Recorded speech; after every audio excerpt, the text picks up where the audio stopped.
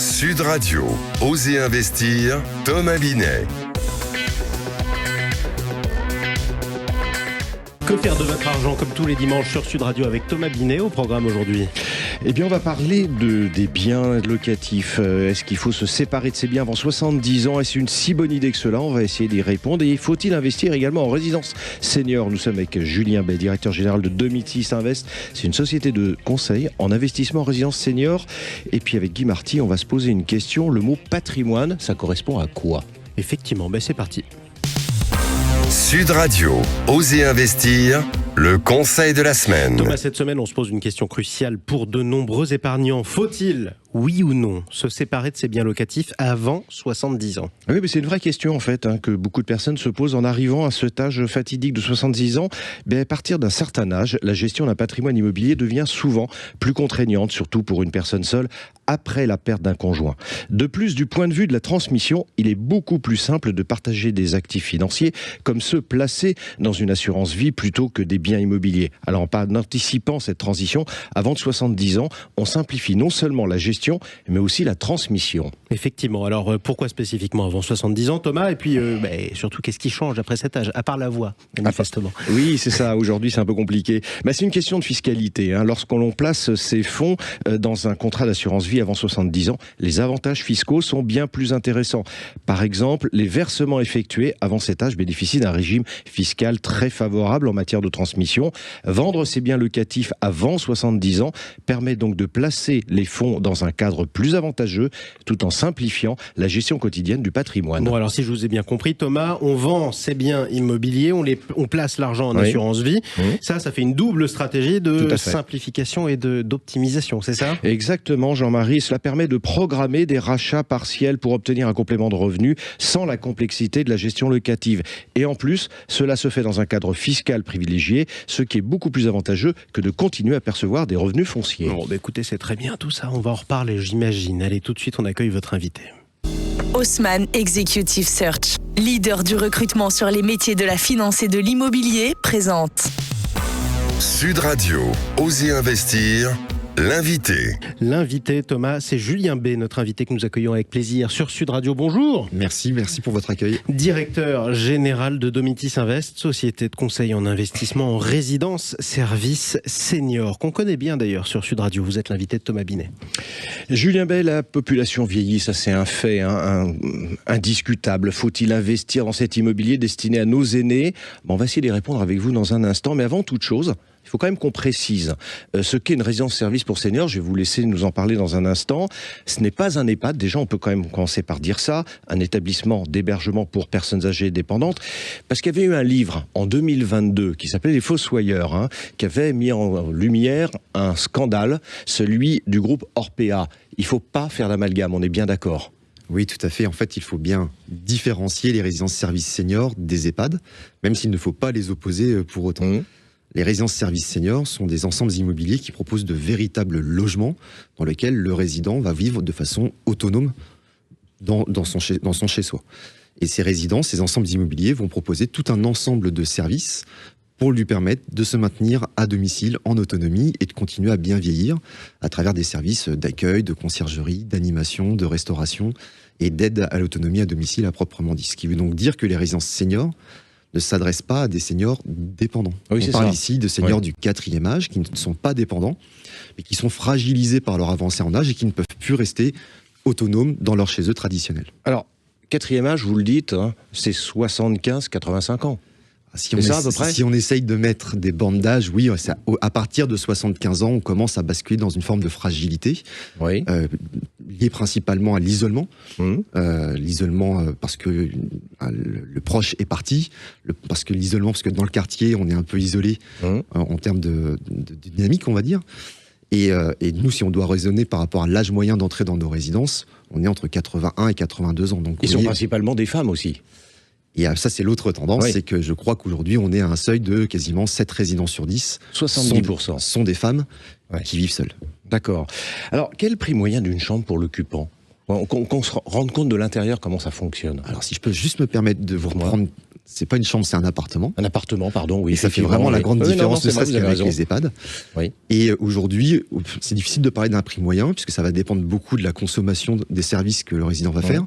On peut parler d'un prix à partir de, pour un appartement type 2 de 45 mètres carrés, selon la ville, on va être entre 1300 et 1600 euros par mois, avec vraiment le logement et le pack de services, on va dire, ça. Le collectif. locataire, pour bénéficier de cet appartement, doit avoir la capacité de mettre à peu près 1300, 1500, en fonction des localisations aussi, en fonction et des du pack localisations. service aussi, que vous proposez, parce qu'il y a différents niveaux. Puisqu'en fait, en fonction des packs services et des services qui sont déjà intégrés avec le logement. Alors, oui. C'est-à-dire que quand le résident rentre chez Domitis, en plus du logement, il a bien plus que le logement, puisqu'il bénéficie de toutes les infrastructures et de tous les services dits généraux de la résidence. Alors là, on vient de planter le décor de l'occupant, de ce qu'est une résidence service pour seniors. On va s'intéresser à l'investisseur, à ce type d'immobilier. Qui est-il? Qui investit dans ce type de résidence? Alors c'est très compliqué d'établir un portrait robot. D'accord. Puisqu'aujourd'hui, on a des actifs de 40 ans, des actifs de 50 ans, des jeunes retraités, des personnes un peu plus âgées aussi. Par contre, ils ont tous un dénominateur commun, c'est leur profil de risque. Ce sont des épargnants qui cherchent à valoriser un patrimoine, à obtenir des revenus locatifs, mais à bien maîtriser, on va dire, l'actif dans lequel ils investissent, avec une notion de couple rendement-risque très équilibré, où ils vont aussi beaucoup maîtriser le fait de ne pas trop s'impliquer dans la gestion locative de leur appartement. Ils veulent vraiment quelque chose de clé en main pour lequel... Et de sécuriser. Et de sécuriser, exactement. Alors, ils délèguent l'investissement. Tout à fait. Toute la gestion locative, c'est ce dont vous parlez à l'instant, ils le délèguent à vous. Exactement. En fait, quand un investisseur achète un appartement, il signe un bail directement avec l'exploitant Domitis, en l'occurrence. Et c'est ensuite Domitis qui assume toute la relation avec les résidents, ainsi que toute la gestion locative. Donc en termes d'entretien de l'appartement, de maintenance, de réparation, mais également de rénovation quand il faut faire des travaux un peu plus lourds dans l'appartement entre chaque locataire. Parlons un peu rendement. Qu'est-ce qu'on peut en espérer? Aujourd'hui, on est sur des rendements locatifs qui oscillent entre 3,80 et 4,20 net de charges courantes.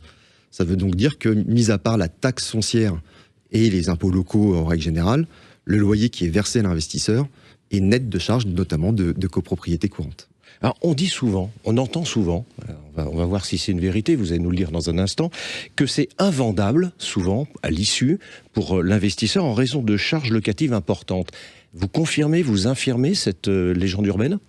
Alors, je ne peux pas infirmer cette légende urbaine, puisqu'en effet, sur les premières générations de résidences seniors, qui ont été développées dans les années 70, c'était la grosse problématique. Oui, on en parlait beaucoup. Voilà, les premières générations de résidences seniors, en fait, étaient développées sous forme de copropriété, et les services étaient gérés par l'association de copropriétaires. Mais ça a changé, vous dites? Et ça a complètement changé avec les nouvelles générations de résidences développées par Domitis notamment, puisque là, avec la présence de l'exploitant, c'est l'exploitant qui assume l'ensemble de l'exploitation des services et la relation avec les résidents. Donc en fait, le marché de la revente sur le marché secondaire, il est tonique. C'est un marché de la revente où on revend les mêmes conditions de prise à bail, les mêmes conditions de rendement locatif, et donc c'est un marché qui aujourd'hui se développe beaucoup. Donc c'est pas une angoisse pour l'investisseur, ce sera ma dernière question, on revend facilement derrière. On revend dans de bonnes conditions, tout à fait. Merci à vous. Toujours angoissé, Thomas Binet, bah effectivement. Oui, c'est l'investissement. Merci à vous d'être passé sur Sud Radio. Je rappelle que vous êtes le directeur général de Domitis Invest. Allez, on explique encore quelque chose. Sud Radio, osez investir, le coin de l'expert. Avec notre consultant Guy Marty, consultant en gestion de patrimoine, fondateur de pierrepapier.fr. Bonjour mon cher Guy. Bonjour. Thomas. Guy Marty, vous étiez la semaine dernière à Lyon au Salon Patrimonial, qui est la grand-messe pour les conseillers en gestion de patrimoine. On va parler du mot patrimoine justement cette semaine. C'est quoi ce mot ? Comment on peut l'expliquer ? Alors, dans patrimoine, il y a pater. Oui. Mais attention, c'était le père dans le sens plutôt, dans le sens plutôt social que géniteur. Autrement dit, c'était le chef de famille. Et le patrimoine, c'était la propriété de la famille. Du patriarche. Donc très masculin, forcément. Eh oui, il y a deux courants dans l'histoire, en fait. Ouais. D'abord, le droit romain, où, effectivement, totalement masculin, la femme n'avait même pas le droit de posséder. Et puis, il y a eu les tribus germaniques, dont les Francs, dont la France provient d'une certaine façon. Or, chez les Francs, la femme avait autant de droits que l'homme, de posséder, d'être mère de village, d'être reine, etc. Et c'est Philippe le Bel, Vous savez, celui qui a arrêté les Templiers, qui, au début du XIIIe siècle, donc du XIVe siècle, pardon, a décidé de faire revenir le pays au droit romain, patatras. C'est là que le statut des femmes a reculé. Et si on en revient au moment présent ? Alors, aujourd'hui, tout ce qui concerne les biens des personnes et des familles, c'est le Code civil. Bon, mais lui, il date de 1804. Heureusement, on le fait évoluer très, très, très régulièrement. Et il y a intérêt, en plus de ce qui est dans le Code civil, à préparer des choses. Par exemple, et en fait, c'est la gestion de patrimoine, c'est-à-dire comment la famille est-elle protégée, que se passera-t-il si l'un des deux conjoints décède, comment protéger un enfant inadapté, etc. Et comment ça se passe au niveau des placements, justement, Guy ? Alors justement, la gestion de patrimoine regarde les placements sous l'angle des objectifs. Où vais-je mettre mon épargne de précaution ? À quel moment acheter sa résidence principale ? Quel type de placement pour bien préparer sa retraite ? Donc, en fin de compte, le conseiller en gestion de patrimoine est un conseiller en placement. Mais l'essentiel, son rôle premier, c'est d'accompagner une personne, une famille dans sa vie financière. Merci Guy. Ça explique peut-être aussi la gestion de bon père de famille, j'imagine. En tout cas, c'est le même mentalité. Il vaut mieux être un bon père de famille qu'un mauvais père de famille. Merci à vous, Guy Marty. Merci Thomas Binet. On vous retrouve dimanche prochain. Avec plaisir. Et soignez votre voix en attendant. Oui, c'est l'automne. Sud Radio, Osez investir, Thomas Binet.